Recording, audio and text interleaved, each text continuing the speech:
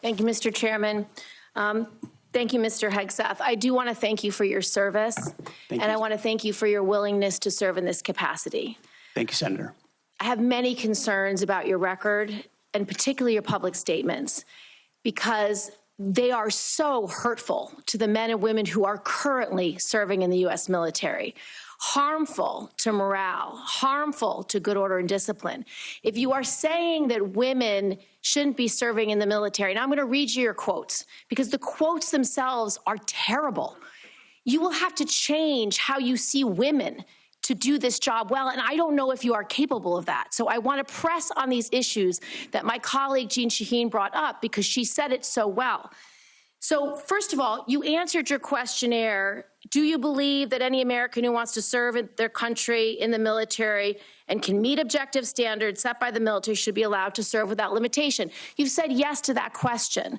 But then in all of these other circumstances, you've denigrated active duty service members. We have hundreds of women who are currently in the infantry, lethal members of our military serving in the infantry, but you degrade them. You say, we need moms, but not in the military, especially in combat units. So specific to Senator Cotton's question, because Senator Cotton was giving you layups to differentiate between different types of combat.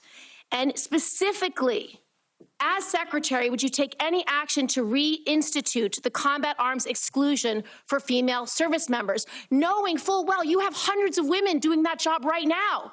And the standards, your 2 mile run, Tom, is about the Army Combat Fitness Test. It is not the requirements to have an MOS 11 Bravo, which is the infantry. These are the requirements today for people serving in the industry, men and women. They are gender neutral, and they are very difficult to meet. They have not been reduced in any way, and our combat units, our infantry is lethal. So please explain specifically, because you will be in charge of 3 million personnel. It is a big job. And when you make these public statements, and I get you were not Secretary of Defense then, I get you were on TV, I get you were helping veterans, I get it was a different job. But most recently, you said this in November of 2024, knowing full well you might have been named as Secretary of Defense. So please explain these types of statements, because they're brutal and they're mean and they disrespect men and women who are willing to die for this country. Well, Senator, I appreciate your comments, and I would point out I have never disparaged women serving in the military. I respect every single female service member that has put on the uniform, past and present. My critiques, Senator, recently and in the past, and from personal experience, have been instances where I've seen standards lowered, and you mentioned 11 Alpha, 11 Bravo, MOS, places in units, and the book that has been referenced multiple times here, The War on Warriors.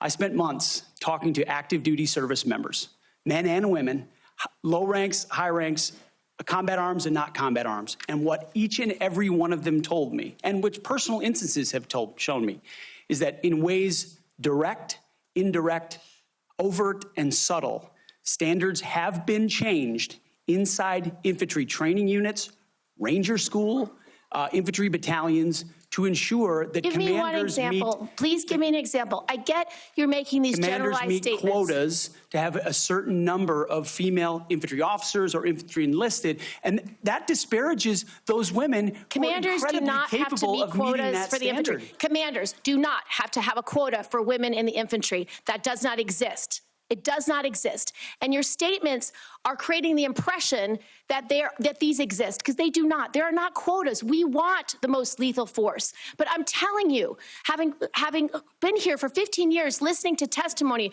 about men and women in combat and the type of operations that were successful in Afghanistan and in Iraq, women were essential for many of those units. When Ranger units went in to find where the terrorists hiding in Afghanistan or in Iraq, if they had a woman in the unit, they could go in, talk to the women in a village, say, where are the terrorists hiding? Where are the weapons hiding? And get crucial information to make sure that we can win that battle. So you cannot denigrate women in general, and your statements do that. We don't want women in the military, especially in combat.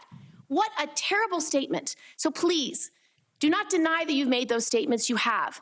We take the responsibility of standards very seriously, and we will work with you. I'm equally distressed you would not meet with me before this hearing. We could have covered all of this before you came here, so I could get to the 15 other questions that I want to get to. So women you have denigrated. You have also denigrated members of the LGBTQ community. Did you know that when Don't Ask, Don't Tell was in place, we lost so many crucial personnel, over 1,000 in mission-critical areas. We lost 10% of all our foreign language speakers because of a political policy. You said in your statement, you don't want politics in the DOD. Everything you've said in these public statements is politics. I don't want women. I don't want moms. What's wrong with a mom, by the way? Once you have babies, you therefore are no longer able to be lethal. I mean, you're basically saying women, after they have children, can't ever serve in the military in a combat role. It's a silly thing to say. It's a silly thing to say beneath the position that you are aspiring to. To denigrate LGBTQ service members is a mistake. If you are a sharpshooter, you're as lethal regardless of what your gender identity is, regardless of who you love. So please know this to be a true statement. So you say it was a political thing. You say it undermined us, social engineering. I don't know why someone having to publicly say or not publicly say who they love is social engineering. I think having that policy in the first place was highly problematic. And as you said in your statement, do you agree anybody should be able to serve in the military if they meet the standards? Senator, as the president has stated, I don't disagree with the overturn of Don't Ask, Don't Tell. Great, because I don't want you thinking, can't serve if you're a mom, can't serve if you're LGBTQ, and then last, can't serve if you're a leftist. The statements you said about people who have views differently than you, that we're the enemy, are you saying that 50% of the DOD, if they hold liberal views or leftist views or are Democrats, are not welcome in the military? Are you saying that? Senator, I volunteered to deploy to Afghanistan under Democrat President Barack Obama. I also volunteered to guard the inauguration of Joe Biden, but was denied the opportunity to serve because I was identified as an extremist by my own unit for a Christian tattoo. Thank you very much.